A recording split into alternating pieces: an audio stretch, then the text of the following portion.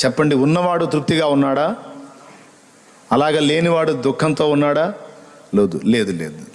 లేనివాడు ధనం లేకపోవచ్చు గాక, యేసుని కలిగి ఉంటే సమాధానం తను కలిగి ఉన్నట్టే, సమృద్ధి తను కలిగి ఉన్నట్టే. వద్దులే వద్దులే వద్దులే, చేతులు దెబ్బలు తగిలితే వద్దులే, వద్దులే వద్దులే వద్దులే, మళ్ళీ ఎందుకు? ఒరే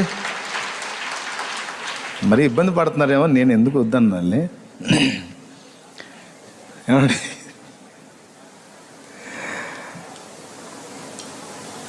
కాబట్టి ఇన్ని నీ అనుమతి లేకుండా అన్నీ సిద్ధపరిచిన దేవుడు నీకు ఎప్పుడు ఏ స్థితి ఇవ్వాలో, ఎలా ఇవ్వాలో, ఎందుకు ఇవ్వాలో, ఎంత ఇవ్వాలో అన్నీ ఆయన ఎరిగే ఉన్నాడు, అన్నీ సిద్ధం చేసే ఉన్నాడు. నువ్వు ఆందోళన పడాల్సిన అవసరం లేనే లేదు. ఒక్క పాయింట్ చాలు నీకు.